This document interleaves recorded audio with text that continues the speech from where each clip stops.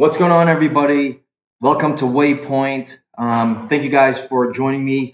Obviously, this video is going to be a little bit different because this is actually a video recording instead of doing the live video. And part of the reason for that is several people have contacted me in regards to trying to get to watch the video during the live broadcast, but I've been having a lot of technical issues with that. So, in order to kind of resolve that issue, what I'm going to be doing, at least as an experimental phase, is to record the video and then send it out there and get feedback that way in regards to the video production, because we want to be able to deliver the information that we're providing because I think it's important. But on top of that, because of the technical issues, for whatever reason, the transmission is just not working out too well, even though I'm actually wired here directly to the router. So with that being said, there's a lot of good content that we're going to be talking about in this particular episode, and because it's being recorded, it's going to be a little bit different. And just like I was describing before, we're going into 3 different topics every week. So why don't I just get into it? So the first thing that we're going to talk about is the travelogue, and the travelogue is going to be a 3-part series in the next few weeks that we're going to talk about and describe what my experience was right before the pandemic, during the pandemic, and then afterwards when the restrictions were lifted. On the non-financial advice side of things, we're going to be reviewing AMC, and then right after that, for cTheories, we're going to be talking about the 2 J&Js. When I say the 2 J&Js, what I mean is John McAfee and John Stewart. So we'll just get right to it. So the travelogue, as you guys can see here in the background, this picture I believe I took in February 1st of 2020. And as you can see, in the Salinas Beach, Ecuador, they were having, I think they were having a sandcastle building competition. This is one of the sandcastles that they had on display when Sophia and I went out to the beach area. This is an extension out of just a little bit farther out from Salinas, heading a little bit more. Let me see, heading a little bit more west, kind of on the edge of Salinas. There, this area called Chocolatera, and it's kind of a very secluded area. Part of it was originally a military base, and there is still military there, but they don't do any of the like military training with guns or anything like that. But they do have like an exercise facility outside, and then they also have a Olympic sized pool outside, which I actually used once when I was kind of trying to maintain my swimming routine that I had in the USA. But it is kind of a little bit of a time to get out there. So because it's really out and closer towards the beach than it is more inland. But this is just the beach area. As you can see, it's just absolutely gorgeous, beautiful, clear, clean water, but also a lot of crazy waves. Just I took a picture of the sign there of kind of the different wildlife that they had or that they have there. I actually didn't get to see any of the wildlife because we didn't go to the beach area that specifically. It was more of like my first time there, and Sophia and I were just walking around in the different spots that they have. This area in particular, I don't. It's going to be very difficult to see, but there's actually surfers that go out here. And keep in mind, this is a really good area. Chocolatera is a really good area for surfers. However, one of the things to keep in mind if you decide that you want to go surfing out there is that you want to be relatively skilled and get familiarized with the area. So what that means is really getting to know the people that actually surf in this spot, to help kind of identify where the safe areas are. The waves here are absolutely gnarly. So you don't want to go out of your way and try to ride some of these waves without being familiarized with what sort of obstacles that you might run into, especially since you can see it's on the cliffside there. And Sophia and I ended up walking towards that specific spot so that so that we could check out what was going on. And there was definitely at that time when we were out there were people who were surfing, and they were just, oof, man, pretty amazing. I mean, I surf, but I'm not particularly great at it. And this particular spot, um, I would not surf unless I had a little bit more experience and I was doing it more regularly. More pictures of the area. Um, Now closer towards on top of the cliff face that I was showing. And as you can see, it's tough to tell from this picture there, but some of those waves are like 10, 15 feet in the air. They're not tiny at all.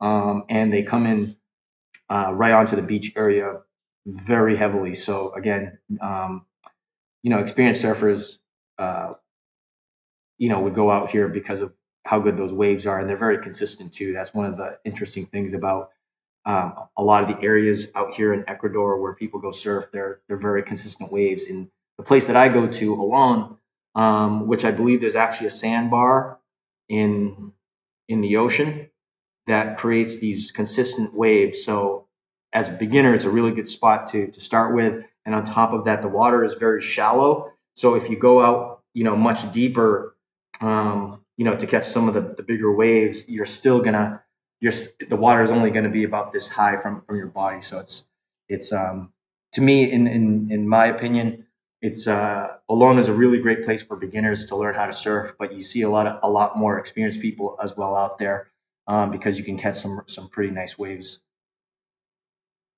Again, more pictures. I think you might be able to see here. Yep. So those are some surfers there, um, getting ready to ride those waves. And obviously, there's just a lot of rock in the way, so you got to be careful.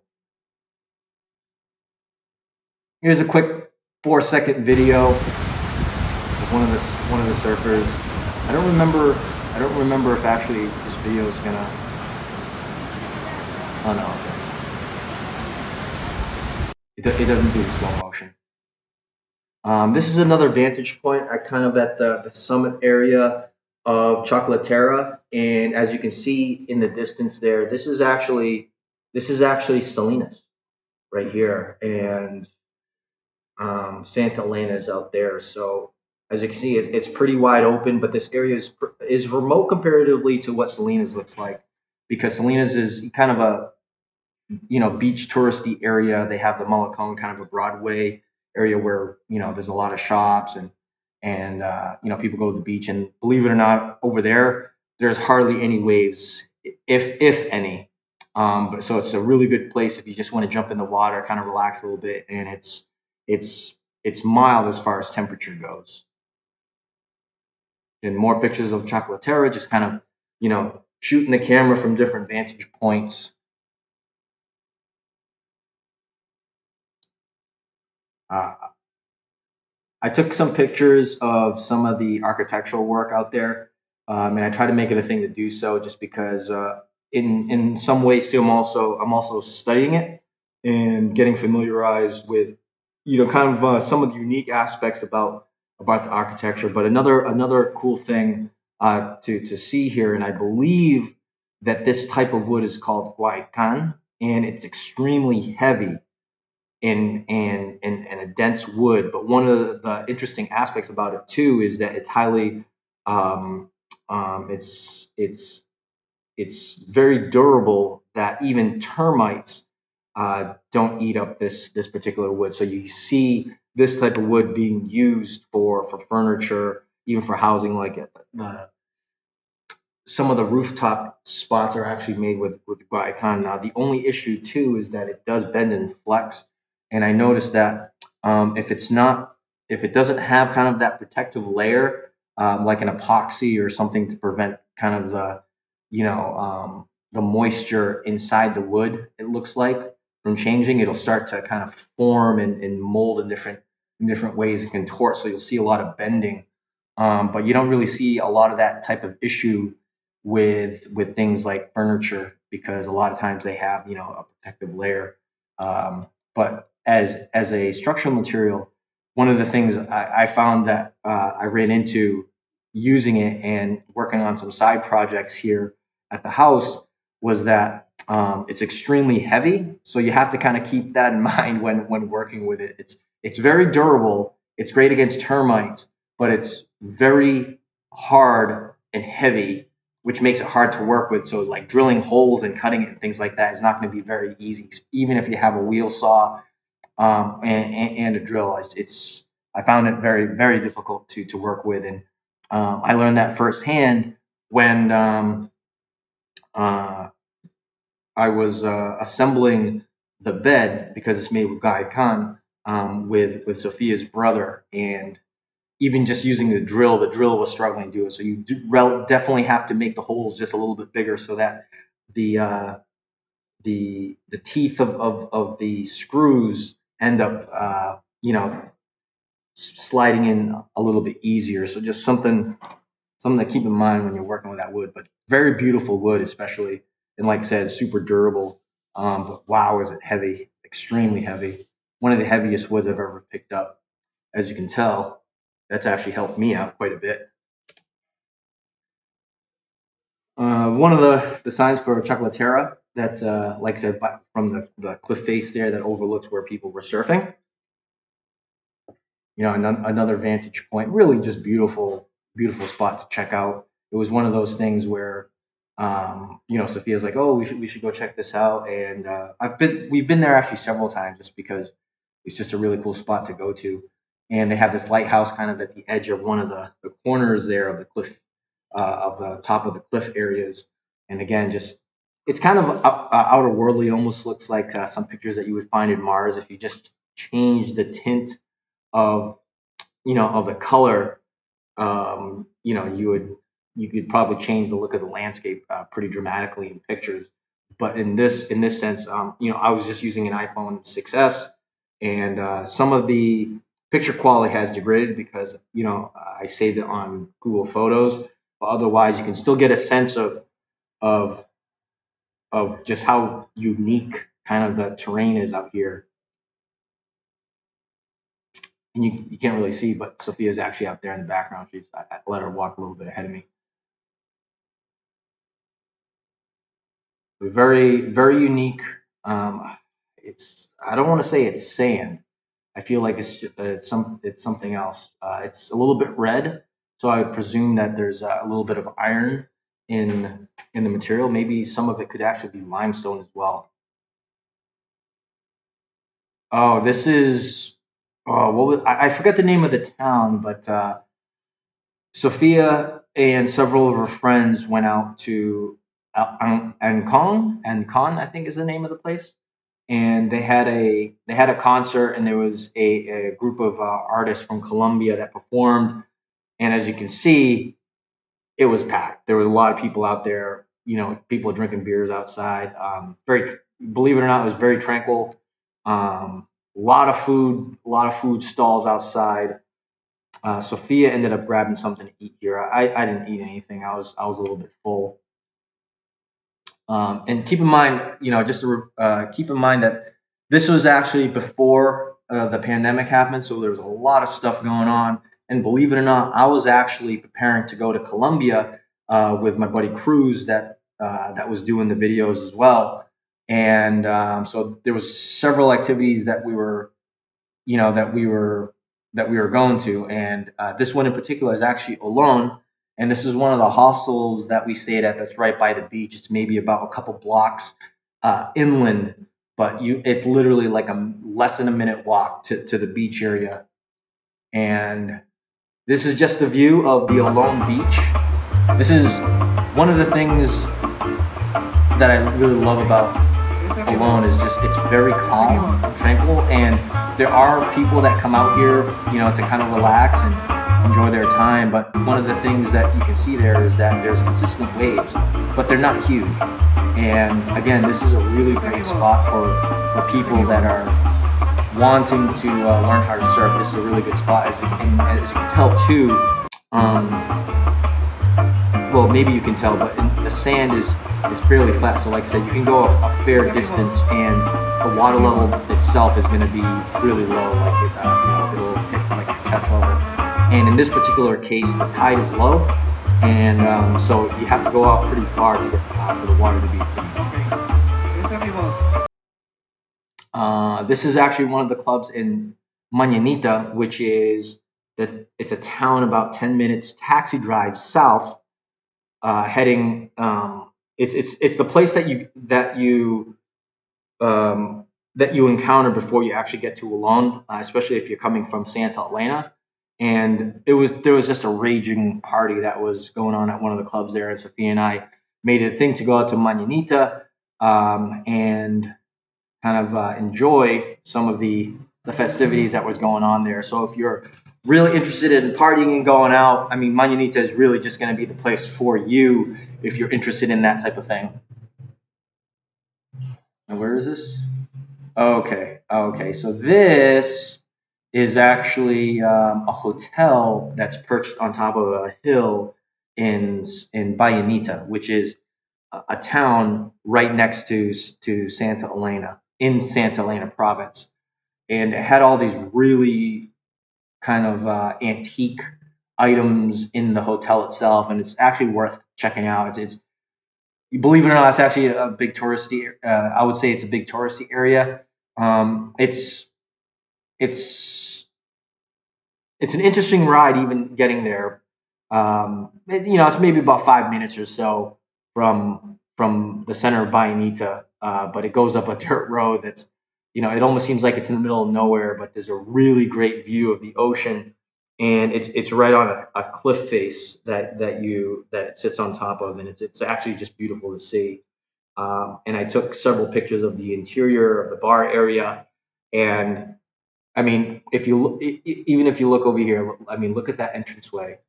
Like that's the entranceway that looks like the opening of a ship. So obviously there's a lot of character with this place, and it's worth just even going over there. Sophia cooking some pescado empanado, which is basically fried fish with some bread and things like that, and then she made some salad there. They use a lot of onions for the ingredients, which I absolutely love, and then plantains, which pretty much goes perfect with everything. It can be a dessert, it can be an antojito, a side dish. Absolutely one of my favorite things to eat here in Ecuador. So let's talk about this a little bit more. This is going to be a good little segue going into the next section of the not financial advice section of this video.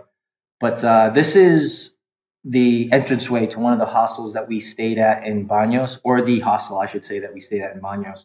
And as you can see, they took these retired tires and then made them into chairs. And I think I took a picture of this because it shows the ingenuity of and the creativity of the people out here in Ecuador, where you can recycle a lot of the things that are out there and then make it into something new, and then it becomes something unique.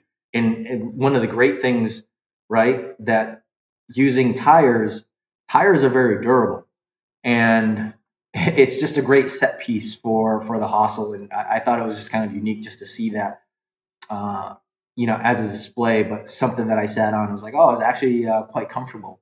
But again, there's certain things that just that adds a lot of character to a place, and this is just one example of, like, if you're talking about being eco-friendly, this is a great example of doing exactly that. Where otherwise, you might have just trashed these tires, but in this instance, they reused them for to turn into chairs, and as you can see, it actually worked out quite well. And aesthetically, it's just different.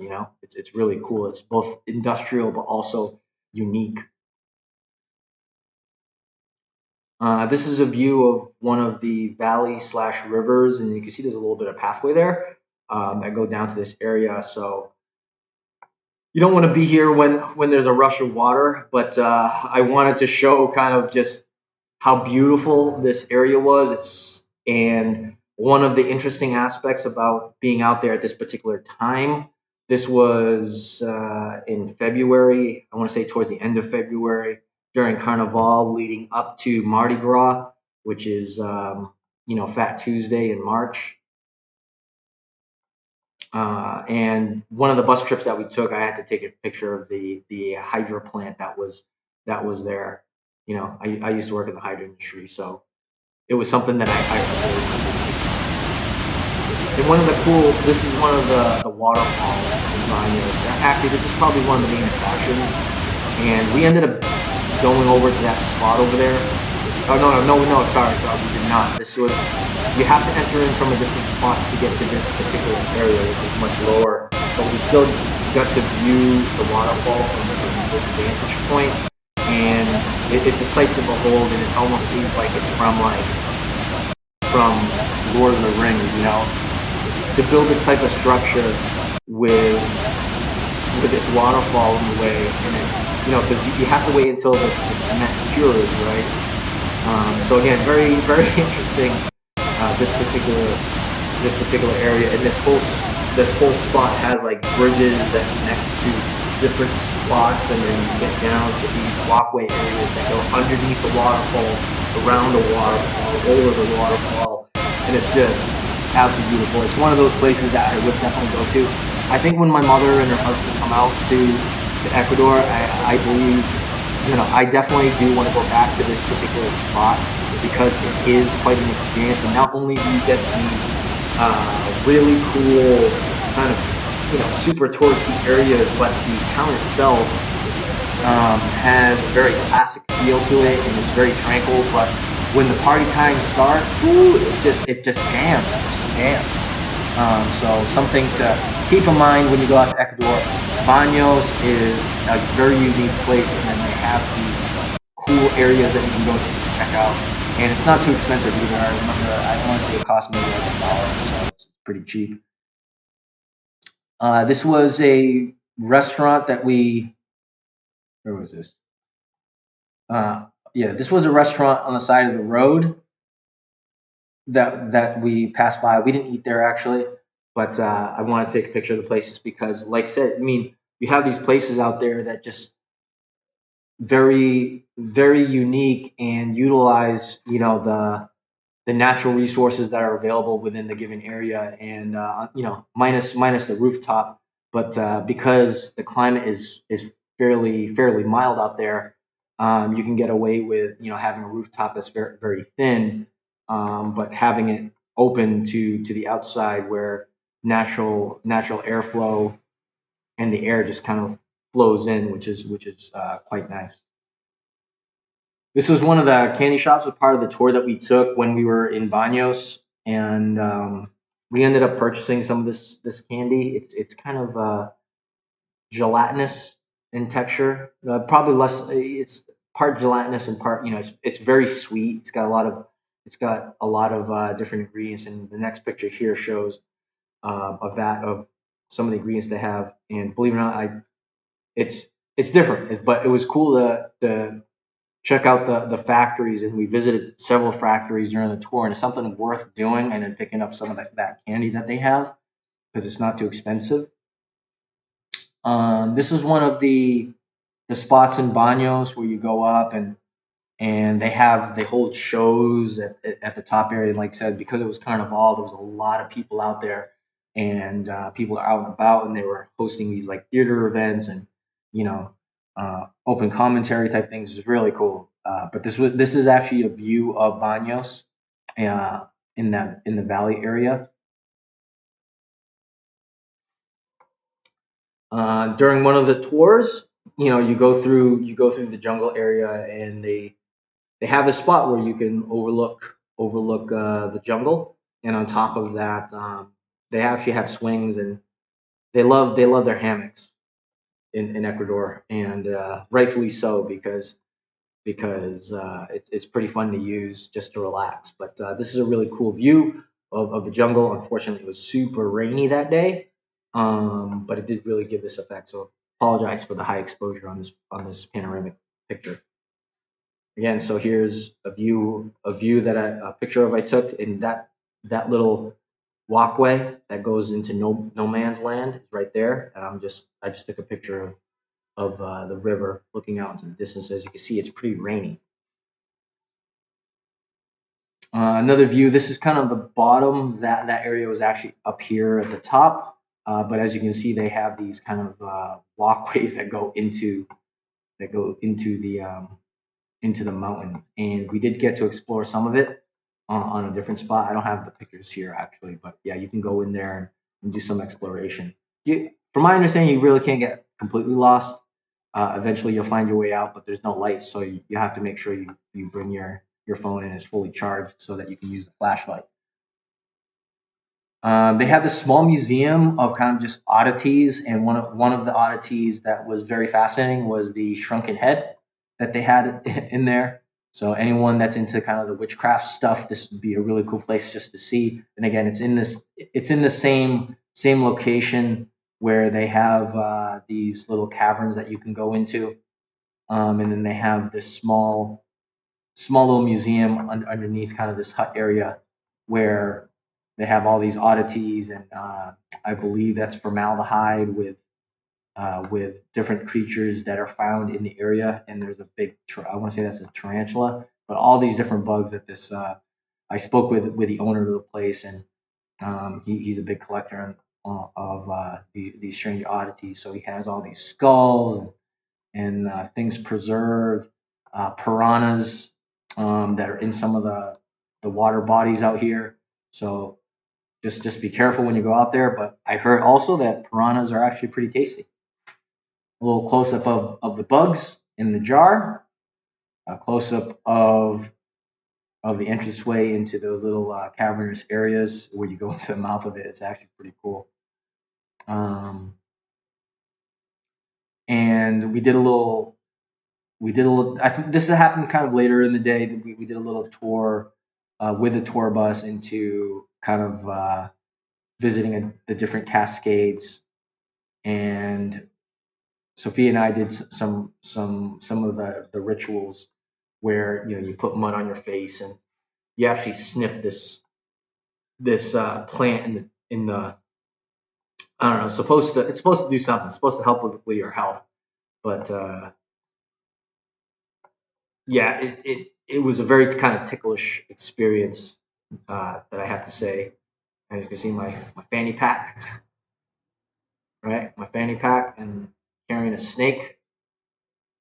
And this is actually the penultimate of the trip. So they do some traditional dancing, and you get to meet some of the animals and their caretakers. But you can walk around freely, and people actually lived in this spot. So again, worth checking out. And I don't have the pictures here, but shortly thereafter, we did shortly before we did a trip to right nearby was a chocolate factory as well. All the and some jewelry that you could purchase from them. This was the courtyard of a church in Baños. That it's part museum, and I'm not really sure why people were lighting candles there, but it was pretty hot just having those candles lit up, kind of in the base area of the church. And this is just at the top of the courtyard um, at the church area. I was just taking pictures of it. It was just really cool. Uh, One of the things that I find fascinating is is the use of shipping crates, or excuse me, those shipping boxes, right? That are made out of steel.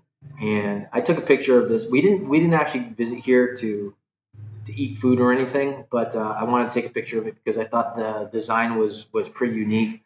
And one of the first times I actually got to see in person one of uh, those cargo ship boxes as part of an infrastructure. And as you can see here, they actually did a really good job of making it look just modern and stylistic. So I just wanted to take a picture of that. This is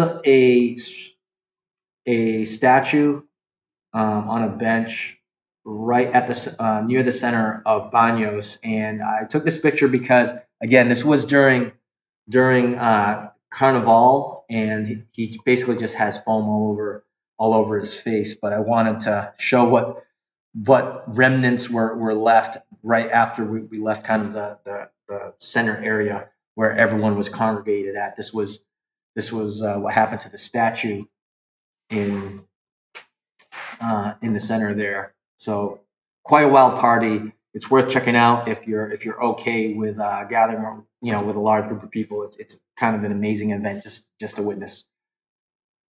This is our way back, and this is going to be a really great segue into the situation with uh,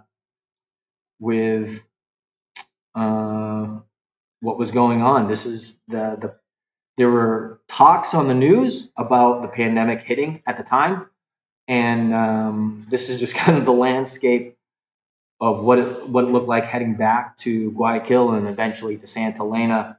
And by then, the stock market was taking a huge nosedive, at least for me. And during that time, I was reflecting on the situation that we had, and I ended up picking up coffee just to make myself feel good, and obviously representing Massachusetts because that's where I'm from. So I picked up some coffee, get the dream pack. We arrived back at the back at the apartment, and one of the issues that we ran into when we went there was actually there was some heavy rainfall while we were in Banos, and these types of flies, pinchas, I think is their name, just in order to avoid the rain outside, what they do is they flood into any openings that a place might have. So if you have your windows open, or if you have kind of like a slight hole in the wall, they'll creep in. And what ended up happening, not only did the water ingress into the apartment itself, but they also ingressed. The thing that ingressed was also the pinchas, the type of flies that came in, and the whole place was wet. The strange thing was all my computer stuff that I had over there. And luckily, I did this right before Sophia and I went to Banos. Was I put a plastic bag on top of all my electronics, and strangely enough, none of them was harmed while we were in Banos for that long weekend. Um, and this is what my foot looked like after consistently scratching my feet, and because mosquitoes absolutely love my skin and my blood. And that's one of the things too, right? If you're staying in an area, especially near the beach, just because you might not see some of the fresh water or anything like that, there's actually proportionally a lot more mosquitoes near beaches or right on the coast than there are more inland. So like even though I'm here in Santa Elena, there is not as many mosquitoes as there are when we were in the apartment in Bayanita, which is much closer to the coast. We were literally, 3 blocks away from the beach area, and I could go outside for like 5 minutes, and then there would be like dozens of mosquitoes, swirling around me and trying to eat my ankles and things like that.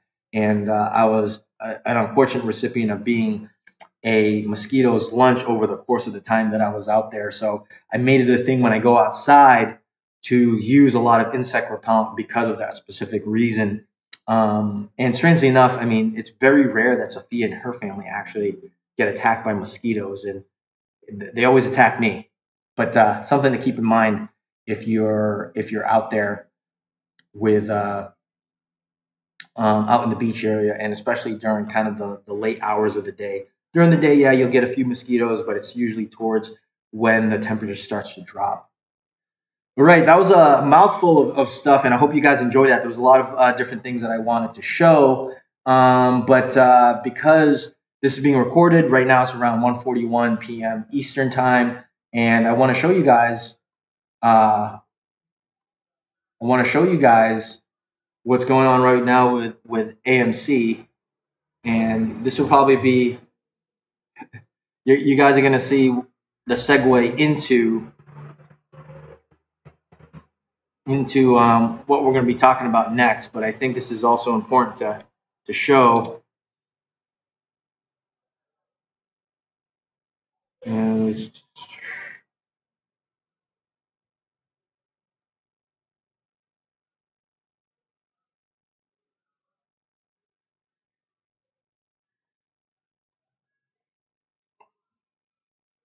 so one of the things that I can tell you guys right now is that the volume is relatively low compared to what it was a couple weeks ago. However, one of the interesting aspects about the volume being a little bit lower is that maybe this consolidation of the price. Now, if you just kind of look at the 5 day, 1 month, look at the 6 month, as you can see, it's transitioned pretty well. And the reason why I bring this up is because this is supposedly or allegedly one of the most shorted stocks, if not the most shorted stock at this current moment.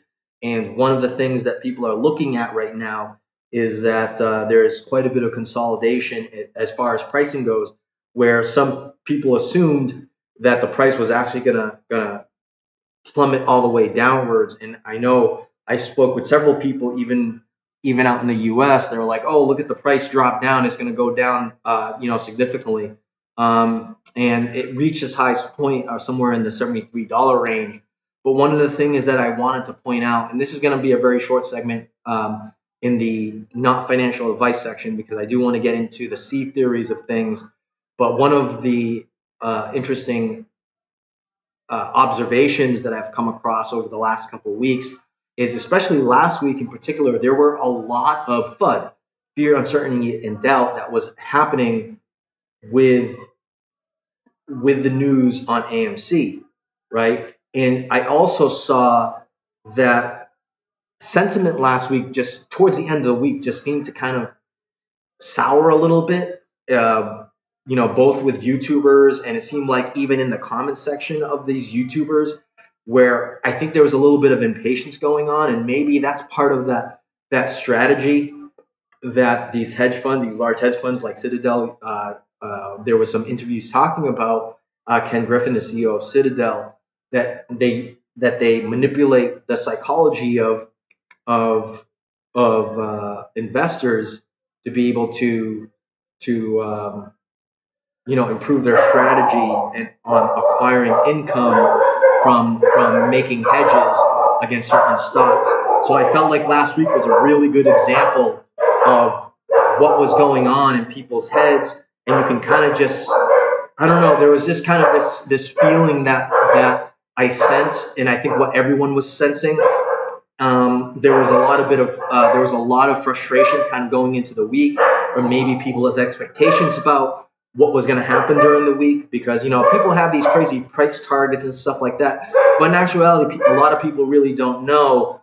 And again, if people are in this saga and they've been continuously following, and everyone's hoping that some things are going to materialize as the days progress, and then when they find out that some of their expectations that they were hoping for, during the course of time, hasn't really met what their expectations were.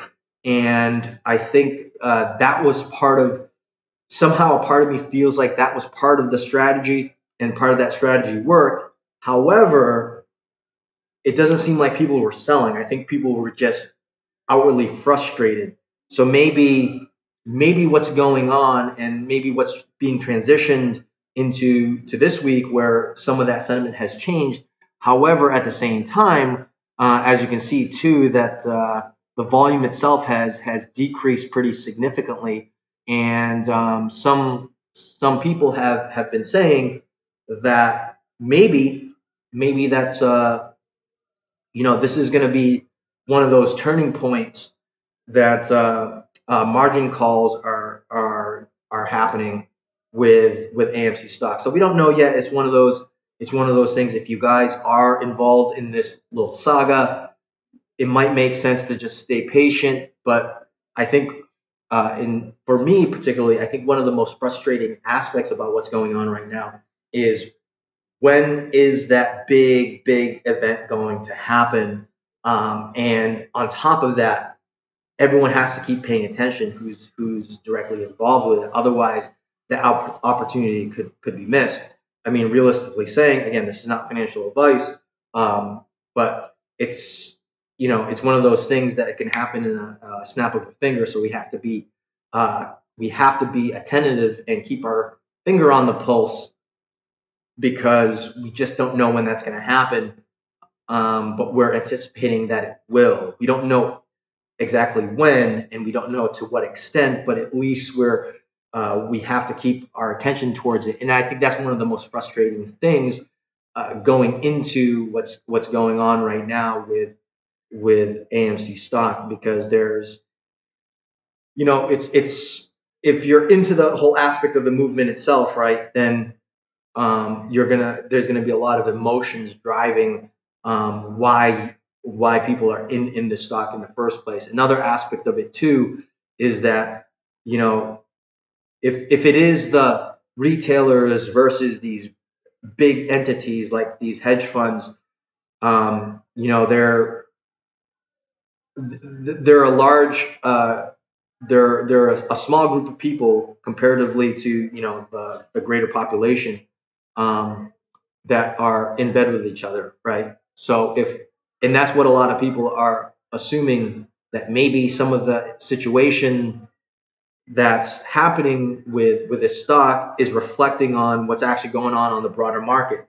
The broader market meaning like just the whole stock exchange, and maybe even the cryptocurrencies themselves are running into that issue where, is it truly a free market?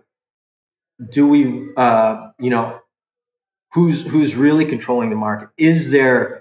Are there forces beyond our control that is enabling us um, to successfully invest or to trade and things like that? We don't know. I think there's a lot of moving parts that are happening right now.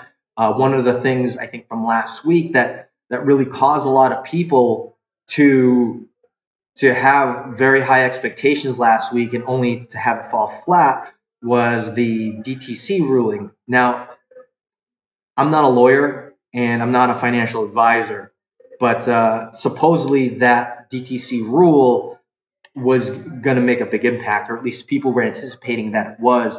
And unfortunately, last week was just a very flat week. But in my opinion, that was actually a good thing, right?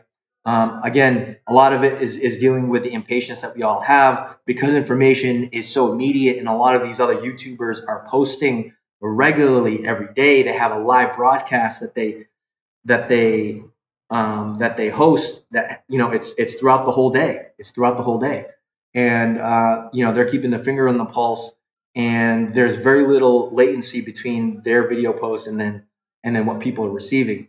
But one of the other things that I also want to talk about this video is the caveat emptor. All right, we have to look at the past, the present, and the future of all the different people that are out there. And there was one other YouTuber, I think his name is Lou versus Wall Street or something like that, was talking about, like, you don't know these other people, and they're making money off of other things that they're doing on their YouTube channel. And part of the reason why they might why they try to push certain stocks or certain services, because they're getting kickback and commissions, which is understandable. People are making money with something that they like doing and continue to do. However, with that in mind, what part of what their investment is that they're into. If someone has AMC and they bought it at $8-9 and they're pumping it, the whole pump and dump thing. If they're pumping it, is that causing an inverse reaction to what's going on in the stock market itself and helping drive the stock price up or maintaining at a certain level? So my personal opinion is that we have to keep ourselves level-headed with what's going on, because what's going to happen, right, is that ultimately, because it's your account, because it's your money, a lot of it really comes down to making your own decisions for it. But as a fair warning, right, you have to take in my opinion, you have to take into consideration the aspect that everyone is in it for themselves, regardless of what they say or present or anything like that, because it's important to again, we don't know what's actually going on in people's heads, right?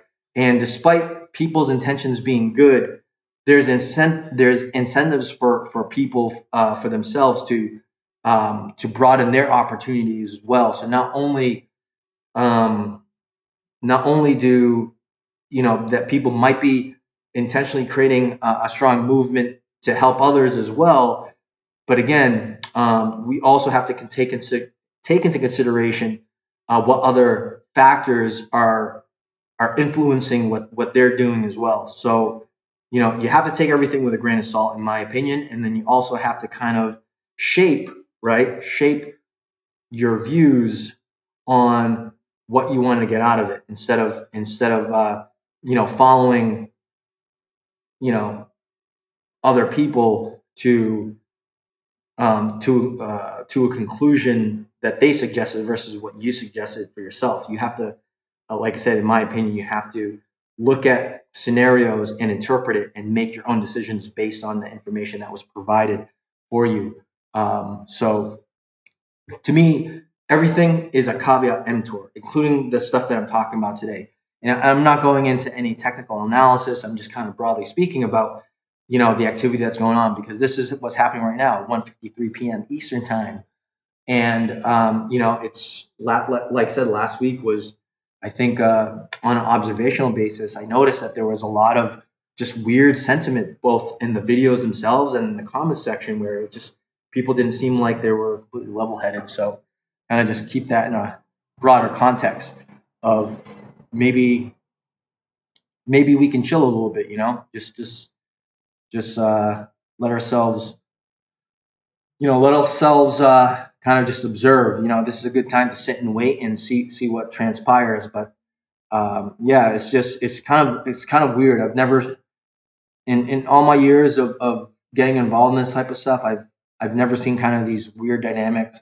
And I think part of it too, the pandemic has created this this new subculture within the investing world, where now there's a lot more people involved. Both the good and the bad for companies like Robinhood that did enable people to be able to invest in stocks, much more easily. But at the same time, there was kind of these strange occurrences that they did over the course of January that kind of just open the lid of like some of the ugly parts of what this machine is really all about. And even for myself, I was learning a lot of new things that people were bringing up, some of those YouTubers and stuff like that.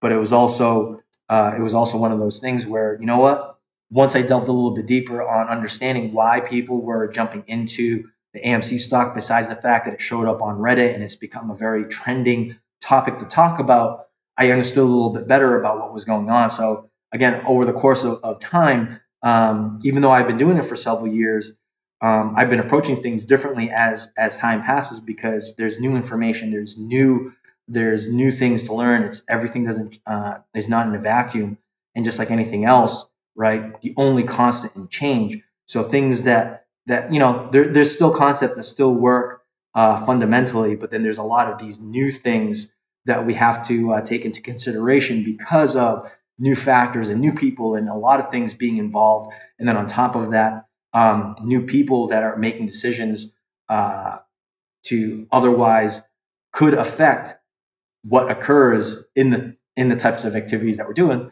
in very much the same way like with stock investing. So with that in mind, let's jump into the next topic. And because we're running short of time here, I'm going to skip Jon Stewart for today, because if you guys did watch the Daily Show, he had some controversial remarks in regards to getting the jab, and talked about the possibility of the origins of the beer bug coming from a specific place at a specific time. And it just kind of draws a little bit of more awareness of that type of thing. With that, there is this situation where I wasn't going to talk about this, but John McAfee, God rest his soul, and strange coincidence, right? And if you guys have been following the whole Epstein saga, he met an unfortunate end in prison in Spain. And if you guys have been looking at TikTok, there's been a lot of discussions going on about his passing away, and maybe it wasn't by accident. Maybe it didn't happen the way that the news portrayed it. And if you're having reservations about the news that's being provided for you, I think this should at least give you some pause in regards to the storyline that's being given to us with the media itself. And I think a lot of people are speaking out, including myself. And I'm not saying that I'm going to make decisions for anybody, but I also want to be cognizant about maybe some of the information that's being provided to us might not be the information itself that provides a full detail about what's actually occurring. And it's very disconcerting, but it's also a lot of work. Okay, it's also a lot of work to look at things from a different lens. And there are people that I speak with that have particularly the same types of views, at least for the most part, on what's been going on with the news media and things like that.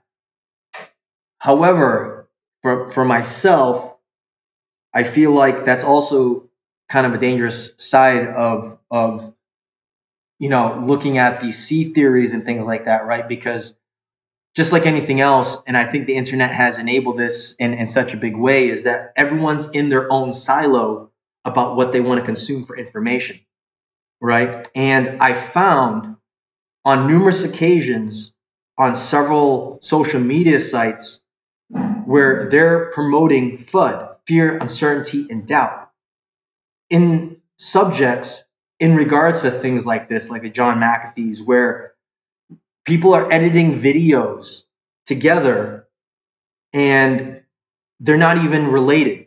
So I'll use one example. So the 2012 Olympics had this opening, and it was very strange. It had like children and this weird like death creature, large death creature. It was very strange. So I looked it up, and I thought it was very strange. But that video that I found on TikTok talked about this situation down in Olympics. So I looked it up, and that was true. Another video I watched, and this is probably one of the most frustrating aspects about due diligence. You're doing your DD, and this applies just about everything. But a person posted a video about the G7 summit, and I have my particular views about that particular event that just occurred with the European nations and the U.S. and things like that. But a person edited a video with the G7 summit and some other video saying that this was part of the opening ceremony of the G7, which it wasn't. There were completely two different events.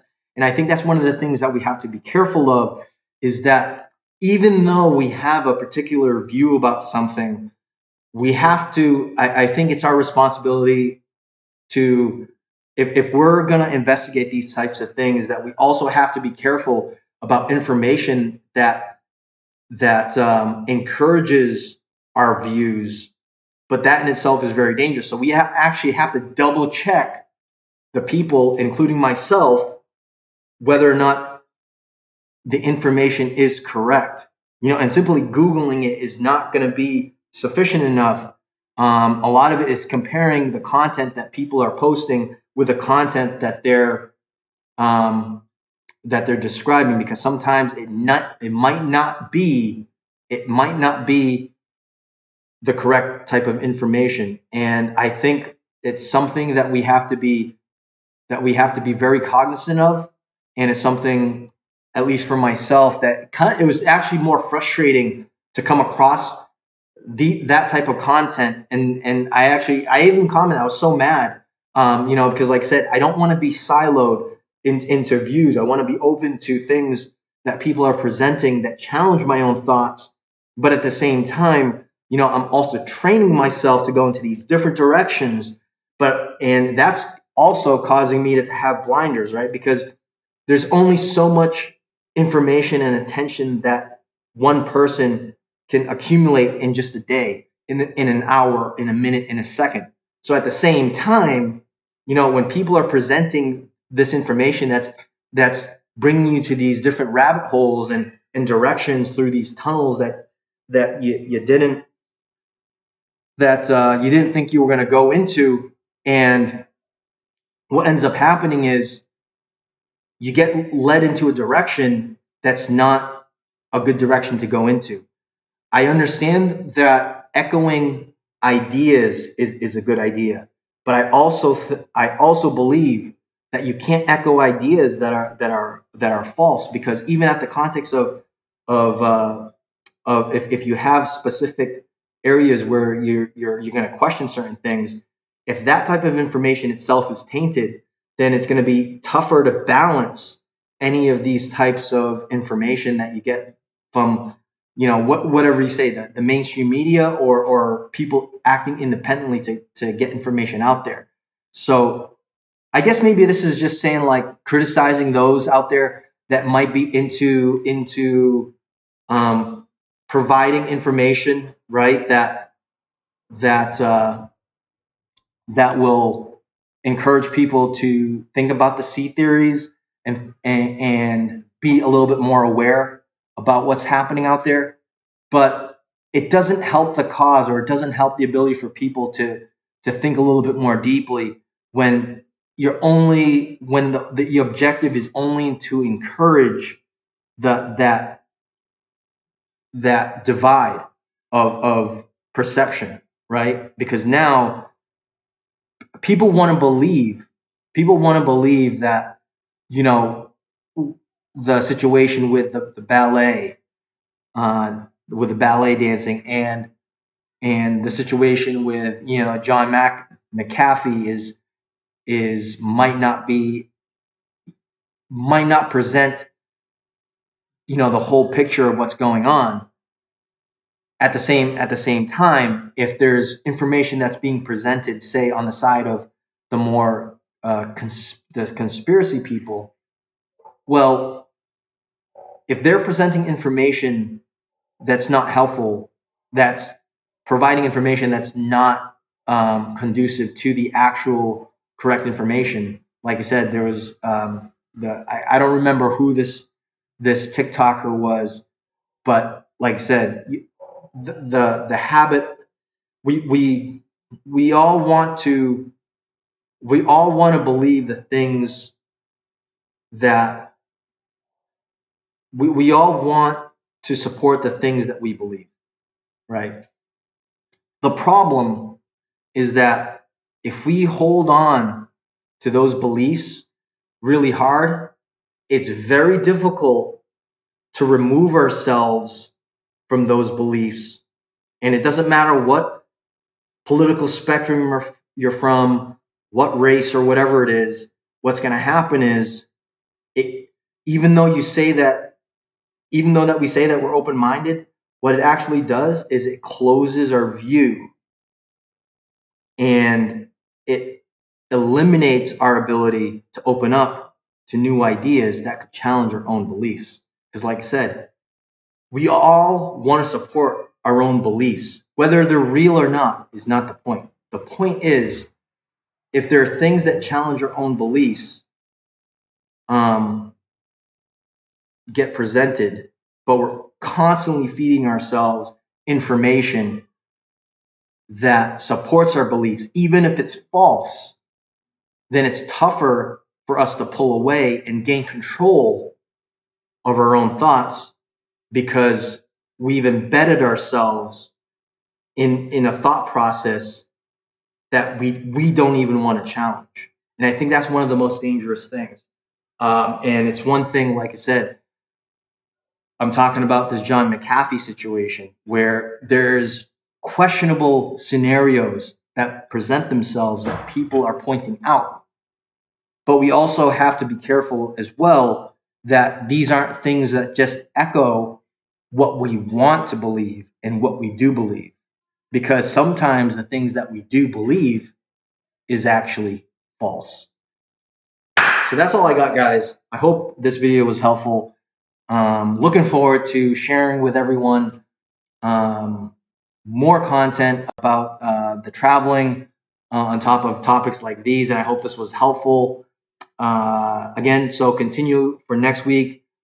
I'm gonna, open up the discussion in regards to what you guys think of this format. And moving forward, I think I'm trying to improve the experience with the videos, and I'm really trying to make sure that I provide the best value content out there. And I do want to, do the whole live show thing, but I think I have to be in an environment where the uh, at least the infrastructure is far more suitable for doing a live show and things like that, because I do have several windows open, and that could have affected the technical issues that I've been having over the past couple weeks with presenting live, which is why this is being recorded. But I want to make sure that you guys, if you guys like the content, do the stuff that they tell you in, the other YouTube videos, subscribe, hit the like button, all that kind of fun stuff. And tune in next week for part 2 of the travel log, looking back from the before the pandemic, during the pandemic, and after the pandemic. And then we're going to talk more about the not financial advice things and more cTheories. But hopefully this information was helpful to you. And you guys join me next week for another video presentation. Thank you guys very much.